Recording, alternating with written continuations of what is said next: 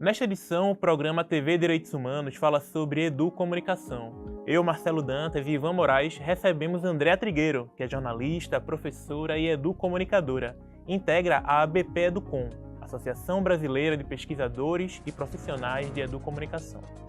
Começa agora o programa TV Direitos Humanos. O TVDH é um projeto da Cátedra Unesco-Unicap de Direitos Humanos Dom Helder Câmara, produzido pelos estudantes de jornalismo do projeto de extensão EducomDH, Educomunicação e Direitos Humanos na Mídia, numa parceria com a Cátedra Luiz Beltrão de Comunicação, o Centro Dom Helder Câmara de Estudos e Ação Social e o Centro de Cultura Luiz Freire.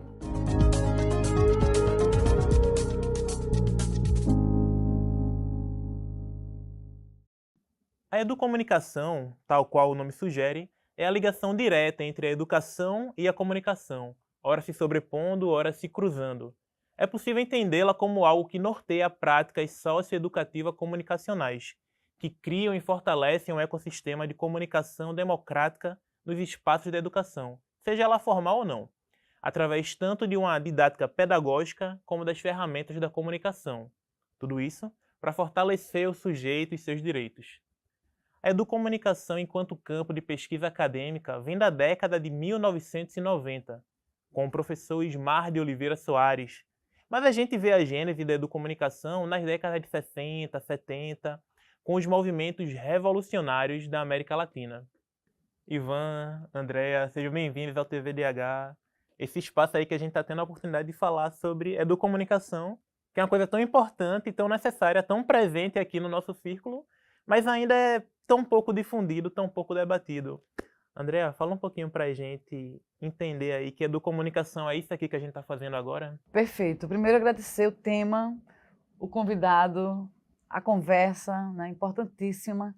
O TVDH é uma experiência de educomunicação, né? A gente tem uma tentativa, né, de criar um ecossistema aberto, um ecossistema comunicativo aberto, onde todas as pessoas têm um espaço para sugerir temas, abordagens, propor pautas, matérias, entrevistas, produzir efetivamente esse conteúdo. Por exemplo, as matérias são feitas por estudantes de jornalismo, a produção é feita por estudantes de jornalismo, a apresentação, em muitos momentos, também é feita por estudantes de jornalismo.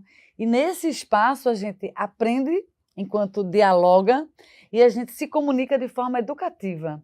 A educomunicação ela se situa num campo que dialoga muito com os direitos humanos, porque se a gente lembrar que uma das áreas de intervenção é a educação midiática, e quando a gente fala de educação midiática, de letramento midiático, a gente está falando de direito humano à comunicação, um direito, né, sobre o qual o Ivanzinho tem muita propriedade para falar. E o direito humano à comunicação sendo um garantidor dos demais direitos, então a educomunicação é uma aliada enquanto estratégia, enquanto abordagem didática, pedagógica, socioeconômica, que garante que as pessoas se expressem, dialoguem entre si e aprendam juntas, né, mediatizadas pelo mundo, como diria Paulo Freire, e incidam sobre esse mundo de modo a melhorar a qualidade de vida, estabelecer o acesso aos direitos, a cidadania, não é?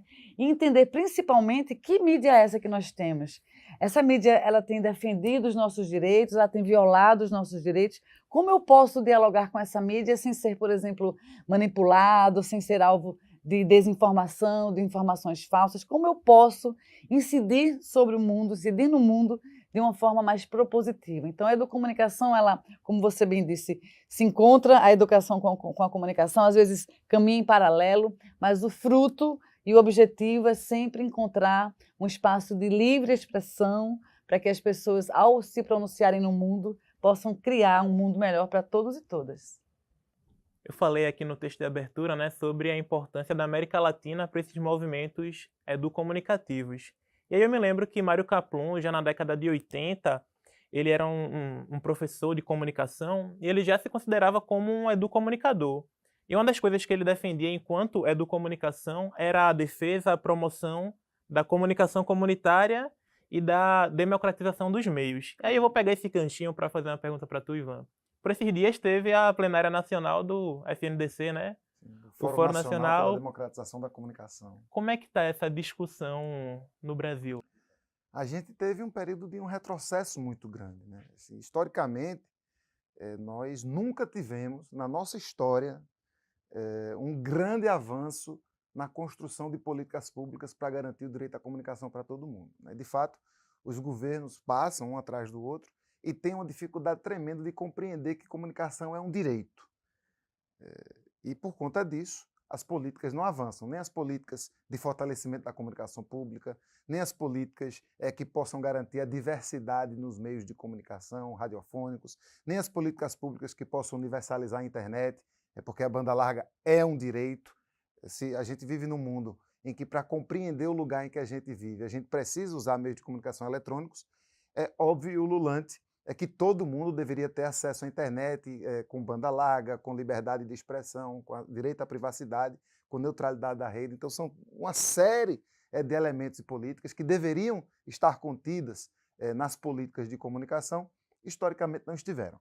A gente teve um pequeno avanço no governo Lula I, Lula II, mas avanços sempre muito tímidos, sempre muito consensuados com os grandes meios que hoje monopolizam o exercício da comunicação. Tivemos um retrocesso absurdo, né? Durante os últimos 6 anos, do golpe de 16 até hoje, nós não avançamos em nada e os movimentos que lutam por esse direito praticamente se limitaram, junto com outros diversos movimentos, a combater o fascismo, a combater o retrocesso, né? Durante muito tempo a gente dizia que a liberdade de expressão não era suficiente, porque a liberdade de expressão é uma liberdade individual executada por um corpo no limite daquele corpo. E a gente queria muito mais do que a liberdade de expressão. Eu quero muito mais do que poder ir para a rua e gritar o que eu quiser e não ser preso por isso. Mas nos últimos 6 anos a gente precisou voltar atrás e precisou dizer, não, eu quero liberdade de expressão, pelo menos liberdade de expressão, porque o processo de censura foi muito grave, o processo de perseguição foi muito grave. Elegemos Lula mais uma vez. E como eu dizia no tempo da campanha, nós elegemos Lula para poder voltar 20 anos no tempo, porque a outra opção era voltar 60. Então a gente voltou à necessidade de discutir mais uma vez comunicação enquanto política pública, mas ao mesmo tempo a gente não tem mais a mesma conjuntura de 2002. Em 2002, quando a gente falava, eu adorei a aula inicial de Andréa, quando a gente falava da necessidade de haver estímulo ao letramento midiático, aquilo que a gente sabe, ensinar as pessoas a aprenderem a ler jornal entendendo o que está por trás daquele título, a ver a televisão entendendo o que é uma edição, né, por que o repórter disse aquilo daquele jeito e não disse de outro jeito, mas a gente tinha rádio, jornal e televisão a quem nos reportarmos. Hoje você tem milhares de mensagens que chegam, travestidas muitas vezes de informação, às vezes são, às vezes não são.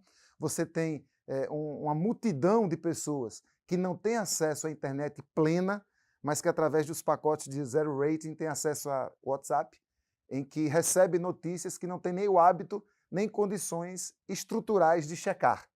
Então o desafio é absurdo, é muito grande.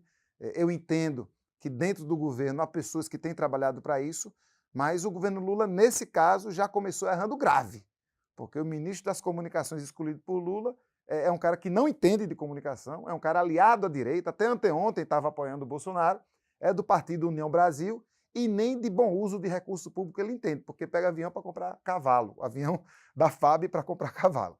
Então, parece que o PT precisava ter aprendido melhor com os erros que aconteceram nas primeiras gestões. E nesse 1 minutinho que a gente tem ainda para fechar esse bloco, qual é o caminho que o FNDC aponta para sair dessa conjuntura meio problemática que já se iniciou no campo da comunicação pública, nas políticas públicas para a comunicação? Eu vou dar o teaser.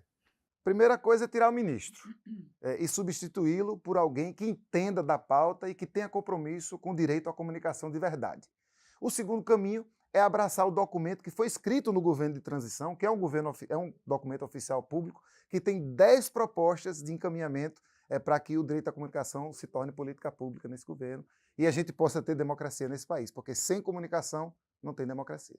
Então a gente já continua esse papo massa. No próximo bloco, a reportagem de Del Souza mostra o poder da educomunicação em projetos sociais. É daqui a pouco.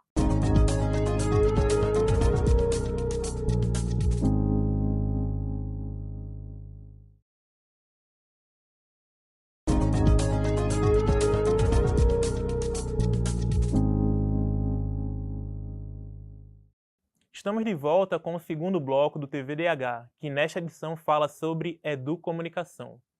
Uma mídia feminista e quilombola é possível? E qual é a relação disso com a educomunicação? A gente vê agora na reportagem de Del Souza. Participação política, cidadã e social. Esses são os principais objetivos do projeto Eduquilombo, desenvolvido pelo Centro de Cultura Luiz Freire, no município de Mirandiba, a 486 quilômetros do Recife. A gente entende que a gente precisa estar fazendo parcerias com essa população, estar fortalecendo essa população que está sempre à margem, né, nas políticas públicas, né, que são sempre invisibilizadas, excluídas desses processos de participação política. Então, nosso objetivo, atuando com as comunidades quilombolas, é fazer com que essas comunidades se fortaleçam, né, e consigam atuar na participação política, cidadã e social da sociedade. Né? O projeto tem como objetivo garantir aos jovens de comunidades quilombolas de Mirandiba o acesso à comunicação e à educação. Vitória Érica, uma das lideranças jovens do projeto, se orgulha ao falar dos frutos adquiridos com o projeto Eduquilombo. Eram as meninas assediadas, preconceito em sala de aula e tal. E o projeto, com a implementação do projeto, se resolveu muito, muito. A questão também na comunidade, como tem a escola, a estrutura, não tinha banheiros. E hoje, com a implementação no município, a escola tem banheiro, tem cozinha. Então, as dificuldades eram essas que tínhamos e esse direito está sendo garantido, né? Um processo. Então, esses direitos a gente tem, né? A estrutura, a um transporte de qualidade, o direito de ir e vir, ele está sendo construído, né? Vitória destaca ainda o sentimento de protagonismo, fortalecido através do diálogo com outras lideranças da comunidade. A questão da gente se entender quanto jovem, quanto quilombola, que ainda era muito difícil a gente se entender quanto quilombola e quais eram nossos direitos, né? Eu se senti protagonista da minha vida, da minha história, e querer mudar meu quilombo. O projeto fortaleceu isso na vida de cada uma de nós jovens, né? Hoje a gente já não fica mais calada quando sofre algum preconceito ou quando nossos direitos são violados. A gente hoje tem voz graças ao projeto.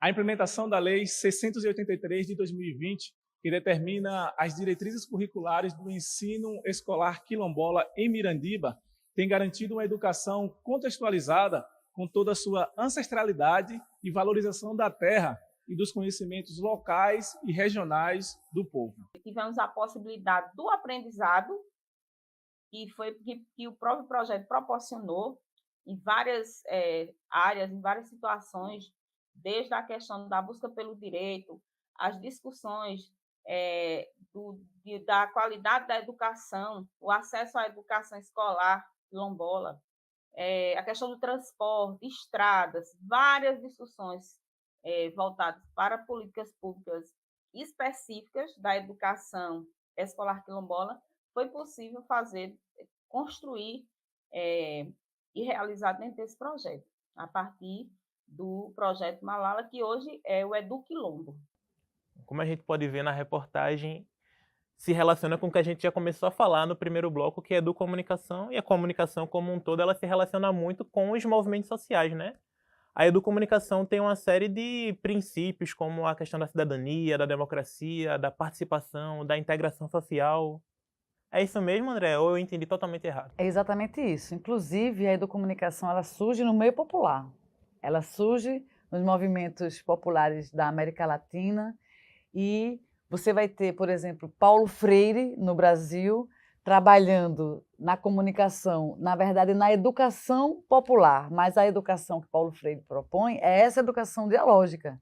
E, ao mesmo tempo, é um diálogo amoroso, não é um diálogo que se utiliza da liberdade de expressão para um discurso de ódio, por exemplo. Ao contrário, é um diálogo que tem escuta ativa, que tem a história do outro como algo importante, a bagagem do outro. Então, o conhecimento acadêmico é tão importante quanto o conhecimento empírico de quem trabalha, por exemplo, na área rural, digamos.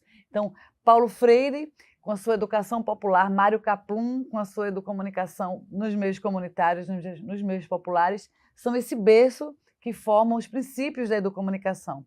E aí a gente vai encontrar a cultura de paz, por exemplo, situada nesse campo, vai encontrar a solidariedade, o compartilhar, o fazer juntos, a cooperação entre as pessoas. Por exemplo, o TVDH? É um aglutinado de pessoas que cooperam, instituições. O Centro de Cultura Luiz Freire, que é um movimento social, o Centro Dom Helder Câmara, que é um movimento social, junto com a universidade, curso de jornalismo, cátedra de direitos humanos, cátedra de comunicação e outros que queiram se juntar a nós também. Então, essa cooperação é muito própria dos ambientes populares organizados, né? Do lugar comunitário organizado. E aí, o projeto que Del trouxe na matéria dele é exatamente uma experiência de meninas quilombolas do interior de Pernambuco que se juntaram, mediadas pelo Centro de Cultura Luiz Freire, para entender a mídia, para usar a mídia, aprender a utilizar a mídia em benefício das suas pautas, das suas causas. Porque uma coisa interessante na educomunicação é que ela consegue criar um mecanismo para que as pessoas contem suas próprias histórias. Porque no Brasil, durante muitos anos, não só no Brasil, a história foi contada por colonizadores, por pessoas que venceram alguma guerra. Então, quem contou a história do povo quilombola? Quem contou a história do povo indígena? Muitas pessoas que estão à margem, né, na periferia das sociedades, tiveram suas histórias silenciadas e contadas com outras narrativas por outras pessoas. E a educomunicação ela tem esse papel de criar circunstâncias e meios para que as pessoas se expressem e elas próprias contem as suas histórias. E aí as meninas quilombolas, negras, do interior de Pernambuco estão contando as suas histórias, entendendo como isso funciona e aprendendo a mexer em rede social, por exemplo, em aparelhos smartphones ou outras possibilidades que a tecnologia traz para a gente, né, Ivanzinho? Lembrava aí o quanto a gente antes tinha rádio, TV e jornal para militar, digamos, e hoje a gente tem uma vastidão, né, na internet para também lidar com isso. Então, na educomunicação, o ambiente periférico, comunitário, cooperativo, ele é estimulado, ele aparece, ele é fortalecido. E aí um exemplo disso é do Quilombo, mas tem várias outras experiências com essa mesma natureza. Fortalecer quem está embaixo, fortalecer quem nunca teve acesso, fortalecer quem foi silenciado. Vai por aí. Essa tua fala, inclusive, me lembrou um pouco da minha primeira graduação, né, em História, de um filósofo, um teórico muito importante, chamado Walter Benjamin, que uma das defesas dele é que a gente faça uma história a contrapelo, né? Já olhe para a história de maneira desconfiada e comece a desconstruí-la para ir contar a história, né, do derrotado, contar a história da classe trabalhadora.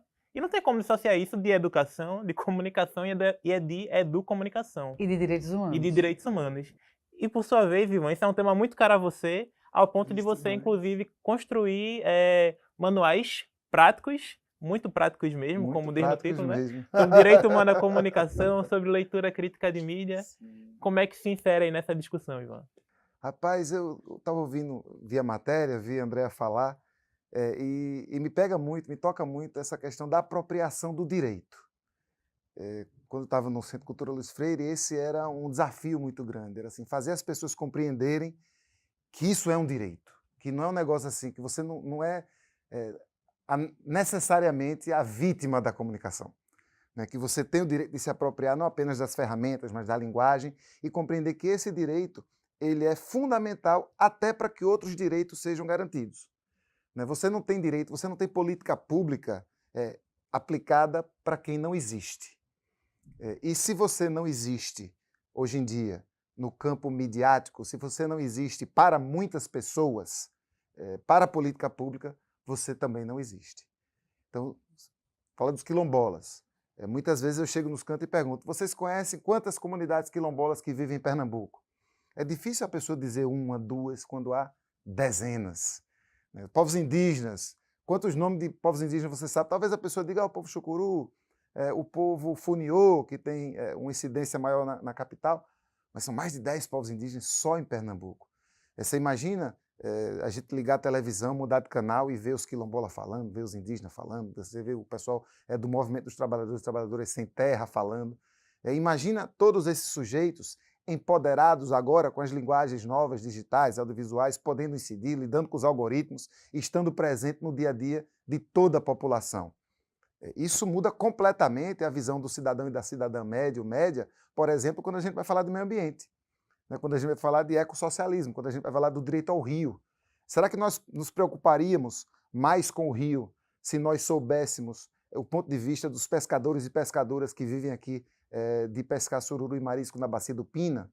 Será que a gente se agoniaria mais quando a gente vê aquelas obras entrando por dentro da bacia, tanto no Cabanga quanto naquela construção nova que está sendo feita ali no Cais da Estelita, se a gente soubesse da boca e dos olhos de pescadores e pescadoras e marisqueiras o tanto que isso está impactando a bolacha, né, e o alimento desses povos no dia a dia? Eu acredito que sim. Mas isso não vai acontecer magicamente. Para isso é preciso que as pessoas entendam que isso é um direito, que se empoderem desse direito, que compreendam a interdisciplinaridade, a interseção que o direito à comunicação tem no direito à educação. E aí a educomunicação é um presente, né, porque ela deixa de forma muito negritada essa interseção e esses diálogos entre comunicação e educação. Mas isso acontece com tudo. Se a gente não se comunica, a gente não tem trabalho. Se a gente não se comunica, se a gente não tem acesso à internet, a gente não se matricula na escola. Se a gente não tem... Eu estou agora na fase fitness e eu estou querendo entrar na academia da cidade, que é um projeto massa, que tem vários parques, tem lá os instrumentos. É de graça. É um serviço público, uma parceria do governo federal, governo municipal. Mas para você acessar a academia da cidade, você tem que baixar o aplicativo do Conecta Recife, então você tem que ter um celular que baixe o aplicativo, você tem que ter internet que lhe permita bulir, e você tem que saber bulir. Então não é apenas você ter o acesso à política, que é uma política de saúde, uma política de esporte, mas você ter o acesso à discussão que lhe faz um cidadão ou uma cidadã plena. E se todas as pessoas, mas eu não gosto, não tenho jeito para... Não é você ter jeito, é você entender que é um direito e você demandar que esse direito lhe seja dado, tanto quanto na sua possibilidade de você mesma, pessoalmente, se comunicar, exercer a comunicação por si mesma ou por seu grupo, mas você sentir-se representado ou representada, tanto pelos discursos que vêm de lá para cá, quanto pela possibilidade daquilo que você quer que seja discutido ser de fato discutido. A gente não ser refém de outras pessoas, normalmente poucas, normalmente homens, normalmente brancas, normalmente ricas, normalmente cisgêneros e heterossexuais, para poder dizer aquilo que você gosta ou aquilo que você não gosta, aquilo que você quer, aquilo que você não quer. Até manipulando suas emoções, Muitas os seus vezes, quereres, porque dá dinheiro, as suas né? escolhas. É nessa manipulação que sai o recurso que garante a retroalimentação desse sistema. É muito perverso quando a gente começa a pensar muito nisso. E a gente entendendo também que a dúvida que move o mundo é com a dúvida que a gente vai para o nosso próximo bloco. E você, sabe o que é educomunicação? Essa é a pergunta do quadro Fala Povo. Próximo bloco a gente volta já já.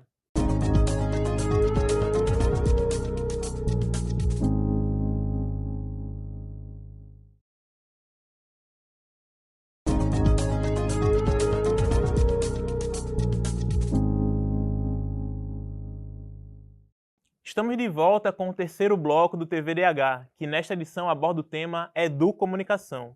Eu, Ivan Moraes, contamos com a jornalista, professora e educomunicadora Andréa Trigueiro. Agora a gente acompanha o quadro Fala Povo com a repórter Mariana Chagas.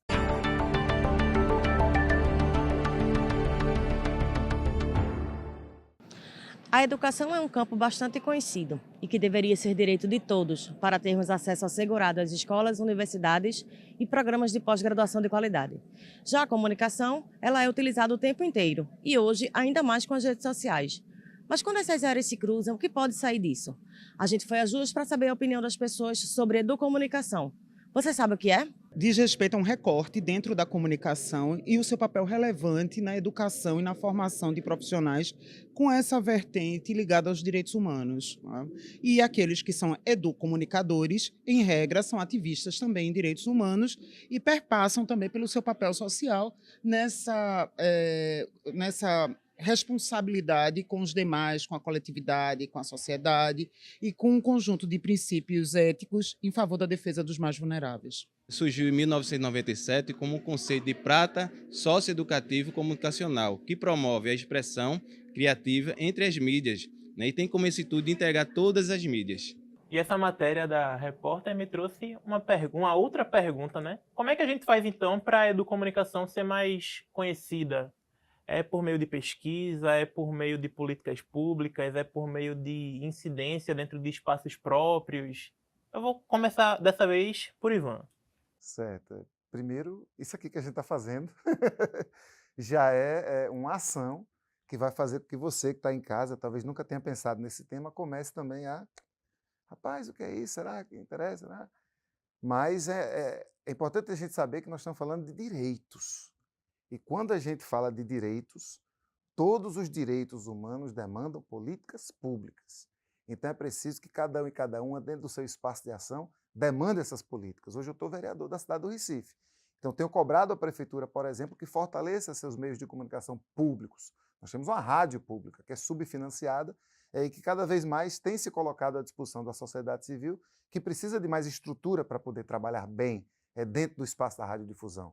Agora, por exemplo, há décadas que os movimentos que lutam pelo direito à comunicação e educação têm cobrado o ensino de educação midiática nas escolas.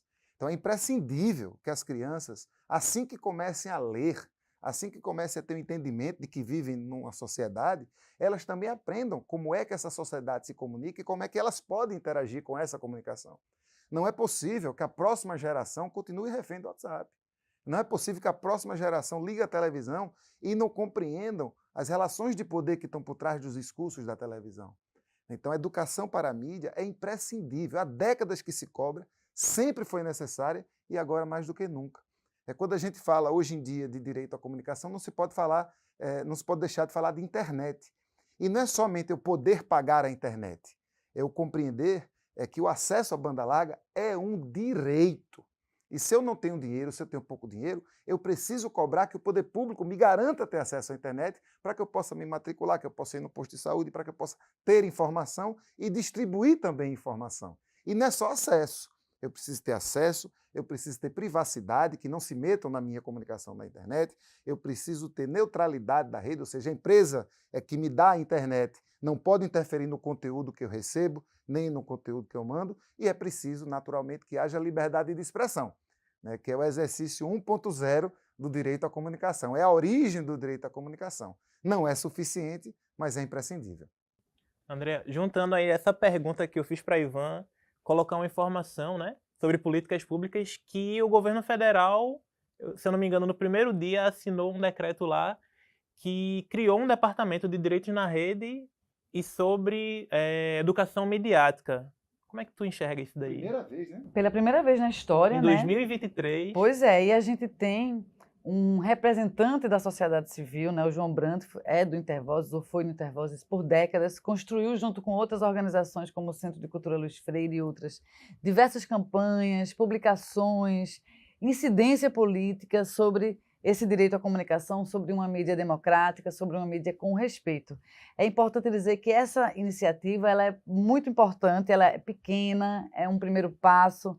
A gente precisa, como o Ivanzinho sugere, brigar para que os nossos direitos sejam respeitados, garantidos e nós possamos acessá-los. Porque os direitos humanos, eles não caem no nosso colo como um presente. Ele é sempre o fruto de uma mobilização, de uma articulação, de uma estratégia, de um movimento da sociedade, de um movimento social.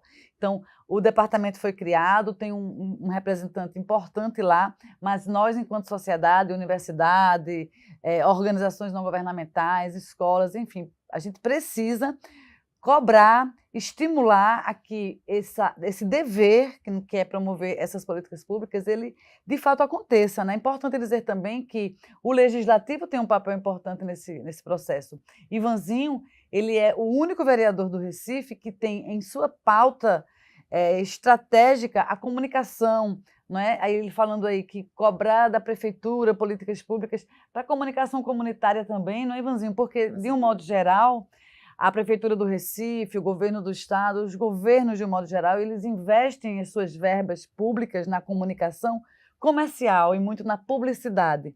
Mas onde estão os veículos de comunicação independente, por exemplo? Onde estão os veículos da mídia comunitária? Onde estão outros espaços de comunicação fora dos grandes veículos comerciais? Esses espaços também precisam das políticas públicas, porque são elas que garantem os direitos humanos.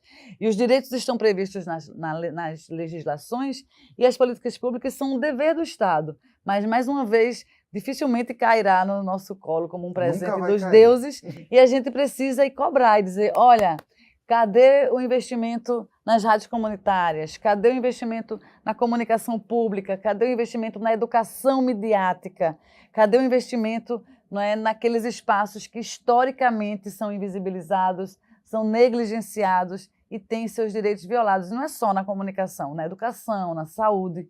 E é entendendo que a educomunicação, ela traz o direito humano à comunicação na sua base, e sendo o direito humano à comunicação um direito garantidor de outros direitos, a gente precisa investir nisso para que a gente saia desse lugar de retrocesso dos últimos 6 anos de violações, supressões de direitos e etc., para a gente começar de onde paramos há 20 anos, porque daqui a algum tempo, né, eu acredito, essa desigualdade ela vai diminuir, mas precisa que a gente coloque um pouco essa mão na massa também. Andrea, explica para quem nos assiste por que o direito humano à comunicação é garantidor de outros direitos. Ah, maravilha, essa pergunta é excelente para Ivanzinho. Então, Ivan e Andrea, eu quero por favor. passar para Ivanzinho. A gente pode falar também sobre isso, mas acho que Ivanzinho, acho que aqui em Pernambuco, Ivanzinho é a pessoa que mais falou, que mais escreveu, que mais pesquisou, que mais tem pautado a sua vida política pública nesse tema. Então, Ivanzinho, ajuda a gente Isso com tem isso. tempo?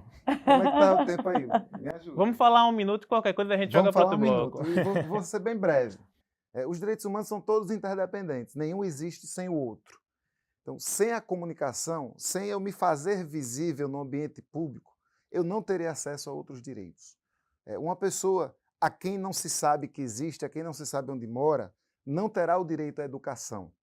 Imagina que você precisa de um posto de saúde e você compreende que precisa de um posto de saúde.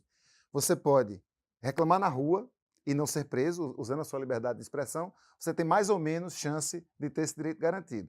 Você pode conseguir escrever uma faixa, talvez mais pessoas vejam a sua faixa e talvez você tenha um pouquinho mais de chance de ter o direito garantido. Você pode falar no rádio, e aí um bocado de gente vai ouvir o que você tem para dizer. Você pode falar na televisão em rede nacional, no horário que tem mais gente assistindo. E aí eu não tenho dúvida que segunda-feira o posto de saúde está aberto. Bem rapidinho, só para exemplificar o quanto é importante a garantia desse direito para todos os demais direitos. Bota saúde, bota educação, bota moradia, bota transporte. Quem não se comunica se trumbica. Chacrinha tá certo. Já dizia a Chacrinha. Minha gente, no próximo bloco tem o quadro Educar para os Direitos Humanos. É quando nossa convidada, Ivan Moraes, responde a uma pergunta feita por você, que acompanha o nosso programa. A gente volta daqui a pouco.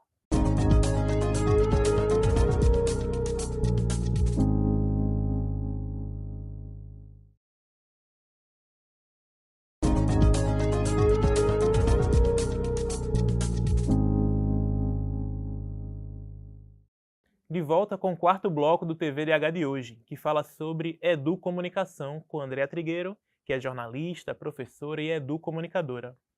E agora é aquele momento que Andrea e Ivan respondem a uma pergunta enviada por quem acompanha o nosso programa. É o quadro Educar para os Direitos Humanos.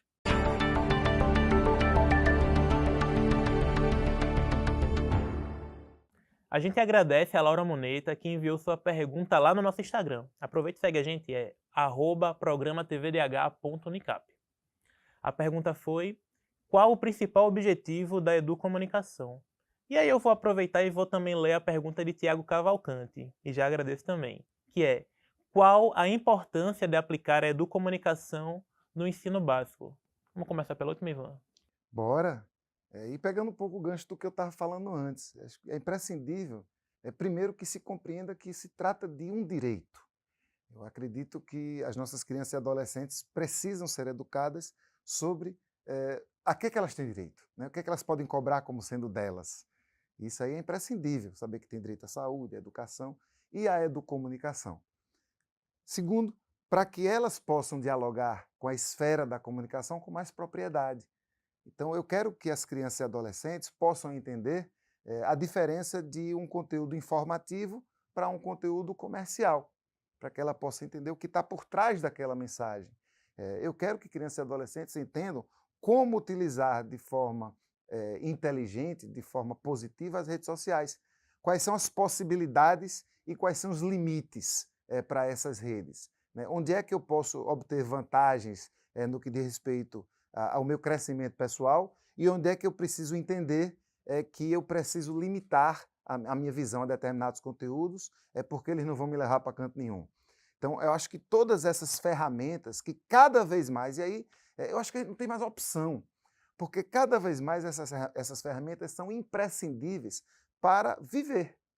E se eu preciso utilizar ferramentas de uma hora para outra, que eu nunca aprendi a usá-las, eu vou sempre, sempre, sempre me machucar.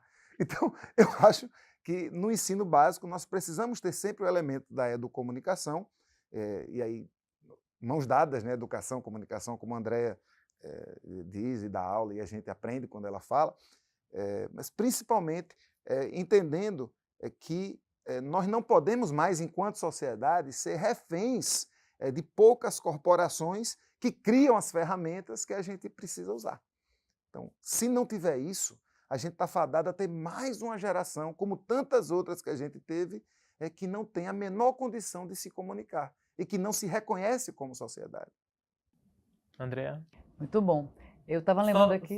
Só um asteriscozinho assim, junto com a primeira pergunta também, eu queria que você falasse um pouco sobre, eu sei que o tempo é curto, mas falasse um pouco sobre as áreas de intervenção da educomunicação, que eu acho que a gente consegue fazer esse bem embolado aí para responder. Vamos tentar.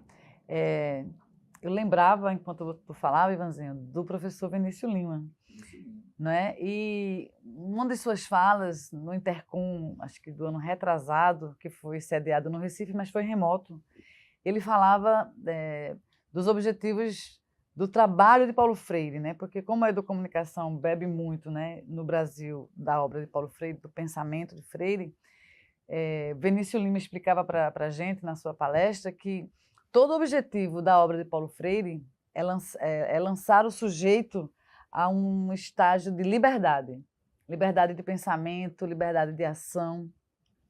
E aí, os objetivos da educomunicação são vários, mas eu acho que o principal deles é levar as pessoas a essa liberdade, a uma criticidade, não é? De se compreender no mundo, compreender o mundo onde está inserido, e a partir dessa compreensão, dessa leitura crítica de si, do mundo, incidir politicamente sobre esse mundo. Então, acho que o objetivo principal da educomunicação, além de promover os direitos, a cidadania, a cooperação, a cultura de paz e outros pilares importantíssimos, mas mais do que isso, é levar as pessoas a uma condição de liberdade. Porque você imagina, as nossas crianças, os nossos adolescentes, nós, enquanto adultos, não sabemos fazer leitura de mídia. E isso faz com que sejamos levados a tomarmos iniciativas, fazer escolhas que não são escolhas conscientes, porque as pessoas que são detentoras do poder da comunicação, essas corporações a que Ivanzinho se referia, elas têm interesses políticos e econômicos. E entre esses interesses políticos e econômicos, para que eles sejam alcançados, são desenvolvidas estratégias sofisticadíssimas, né? De repente a gente está falando aqui sobre tomar um sorvete e clica, aparece lá no nosso telefone, eu ouvi sorvete, é assustador isso. Passa em tal local. Isso é assustador. Então, se a gente tem, e a gente fica preso a esse sistema, é como uma Matrix, a gente sente uma vontade de tomar sorvete e não sabe por quê. Então, é preciso que a gente... E olha, quando isso vai para o campo político, a gente escolhe representantes que não nos representam, que defendem as causas que não são da classe trabalhadora, que perpetua práticas políticas e econômicas que não beneficiam, não garantem os direitos da boa parte da população. Então, o objetivo da educomunicação é criar uma sociedade livre no seu pensamento e na sua expressão, para que possa ser uma sociedade mais justa e igualitária, com respeito aos direitos humanos. Esse é o grande objetivo. E eu esqueci da tua segunda pergunta. Falar sobre as áreas de intervenção. As áreas de intervenção, perfeito. Hoje no Brasil, quem pesquisa educomunicação, e aí a gente tem duas grandes fontes de pesquisa, que são a USP, em São Paulo, a Universidade de São Paulo, que tem lá o Núcleo de Comunicação e Educação, o NCE, onde o professor Ismael Oliveira Soares trabalha e atua, e foi quem sistematizou os estudos de educomunicação no Brasil. Ele está vivo, e lá tem uma graduação em educomunicação. E aqui em Campina Grande, né, na Paraíba, tem a UFCG, que é a Universidade Federal de Campina Grande, que também tem uma graduação em educomunicação, e onde está a professora Lígia, que é uma grande pesquisadora das áreas de intervenção da educomunicação. Quando a educomunicação teve suas pesquisas iniciadas, sistematizadas, você tinha uma quantidade de áreas de intervenção. Essas áreas foram crescendo, porque a educomunicação ela propicia... É possível ensinar matemática com a educomunicação? É possível ensinar química, física? A educomunicação ela não é só um lugar das ciências humanas, ciências sociais aplicadas, não. Ela é um lugar muito amplo. E a professora Lígia, ela acabou sistematizando hoje 6 áreas de intervenção, mas já há uma 7ª área que pode vir por aí. Mas temos 6 hoje. Entre elas, um campo é a educação midiática, o letramento midiático, e aí você vai chamar de várias formas, mas o fato é que é criar uma geração que saiba ler e possa produzir comunicação de forma dialógica, educativa, etc. Você vai ter a própria pesquisa, não é, para sedimentar esse campo. Então, a educomunicação hoje é um campo sendo expandido, sendo sistematizado, sendo confirmado. Então, as pesquisas, os artigos, os livros que são produzidos são esse campo. O uso das tecnologias, né, na educação. Então, quando a gente usa em sala de aula tecnologias, desde um livro, desde um filme, uma música, um game, uma brincadeira como uma amarelinha, uma academia, tentando falar. Academia no Nordeste. Academia, né? Academia no Nordeste, amarelinha em outras regiões. Então, quando você insere tecnologias novas ou antigas, etc., no ambiente de aprendizagem, essa é uma área de intervenção da educomunicação. A própria comunicação na educação, quer dizer, um espaço educativo comunicativo, né? Porque para que haja a condição, para que alguém expresse o seu pensamento, eu preciso criar uma ambiência, por exemplo. Ao falar, quando a outra pessoa fala, eu preciso ter uma escuta ativa. Quando o outro fala, eu não posso rir do que ele está falando se aquilo não tem graça, eu não posso rir da desgraça do outro. Porque, veja, se eu crio um ambiente comunicativo onde as pessoas não se sentem seguras, onde elas acham que podem ser vítimas de chacotas ao expor seu pensamento, eu estou indo de encontro, não estou indo ao encontro da educomunicação. A educomunicação ela prevê que o espaço educativo seja dialógico, comunicativo, e você tenha coragem de falar, de chorar, de contar uma história pessoal, que às vezes você não contou em outro espaço, de falar sem medo de ser julgado, sem medo de ser condenado. Então, eu não vou lembrar as outras 2 áreas agora de cabeça, mas são 6 áreas, né? Eu trouxe aqui até alguns livros aqui para indicar, mas tem um site chamado ABP Educom, que reúne todas as pesquisas hoje sistematizadas no Brasil sobre educomunicação, vários pesquisadores, professores do país inteiro, não só da Paraíba e de São Paulo, mas tem de Pernambuco, a gente está lá, tem da Bahia. Bahia é um lugar onde muitas experiências educomunicativas ocorrem.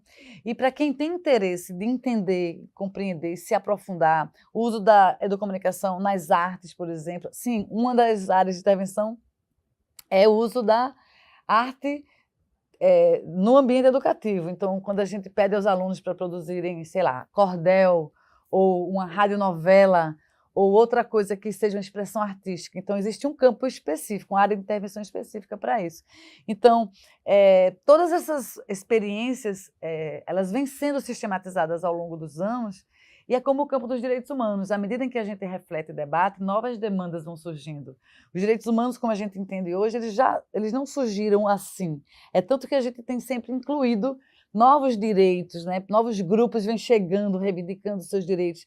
Na minha geração, a gente falava da população GLS, eram gays, lésbicas e simpatizantes. Hoje a gente fala de uma sigla bem gigante, que é LGBTQIAP+, e pode crescer mais, porque outras pessoas, ao refletir, percebem: cadê os meus direitos? Onde eles estão representados? Cadê as pessoas com deficiência na mídia?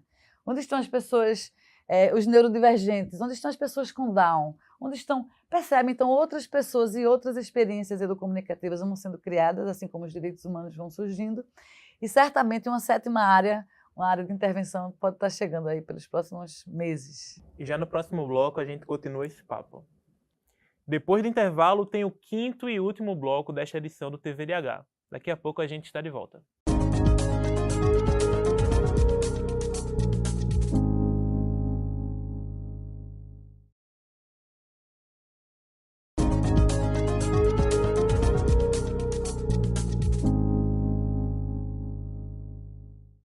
Chegamos ao 5º e último bloco do programa TVDH, que nesta edição traz como tema a educomunicação. Contamos com Andréa Trigueiro, que é jornalista, professora e educomunicadora.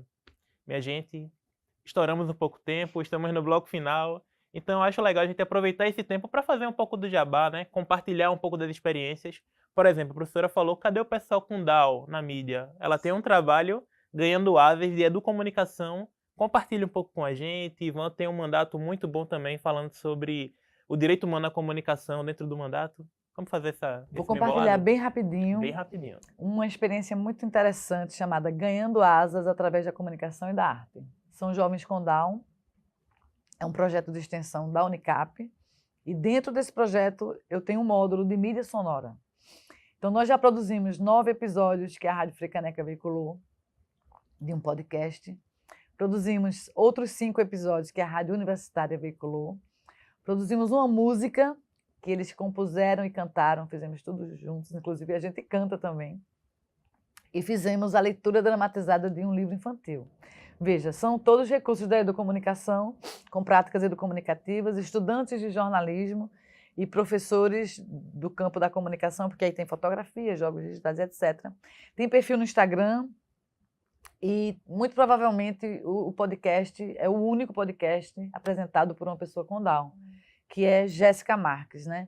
Óbvio que Jéssica tem um domínio de fala maior do que outras pessoas com Down, mas todos participam com menos ou mais falas, como repórteres, produtores, e Jéssica, que é apresentadora de 9 episódios, e João e Mariana, que são apresentadores de outros 5 episódios, os 5 primeiros. Então, é uma experiência incrível, tem artigos sobre isso no Intercom, que a gente escreveu, eu e os meus alunos, narrando como essa experiência garantiu o direito à comunicação de pessoas com Down, e elas contando suas histórias, porque os temas são todos ligados ao dia a dia das pessoas com Down. Então, quem quiser conhecer, procura aí Ganhando Asas no Instagram, você pode encontrar o perfil e entender um pouco mais sobre isso.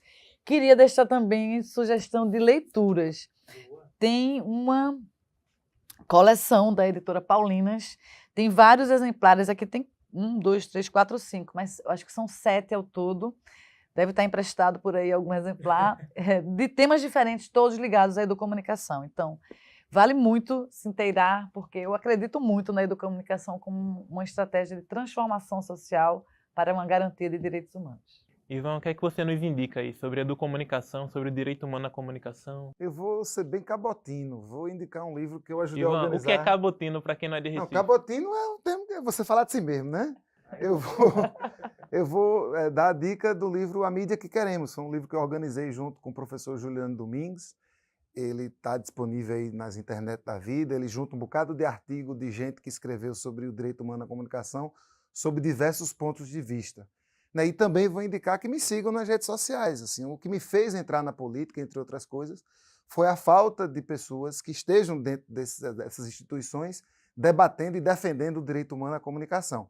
Eu estou no Twitter, estou no Twitter e estou no Instagram como @Ivan Moraes Filho. Também estou nos ônibus toda sexta-feira, é porque eu entendo que a comunicação não pode ser somente no campo digital, conversando olho no olho, conversando com as pessoas sobre política em geral, mas naturalmente também sobre como participar melhor desse processo todo de comunicação. Então no @Ivan Moraes Filho, tanto no Twitter quanto no Instagram, e aí no mandato da gente você vai ouvir falar um monte sobre direitos humanos, sobre defesa da mídia pública, e já vai estar saindo uma ferramenta nova que a gente está construindo internamente, que vai tornar muito mais fácil para as pessoas compreenderem para onde é que vai o dinheiro da propaganda.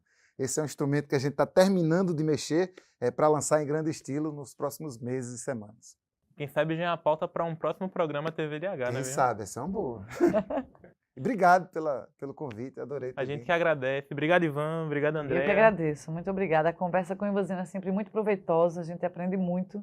E também conversar com você, Marcelo, né? Importante, obrigado. Suas incidências, suas perguntas, suas abordagens. Muito obrigada.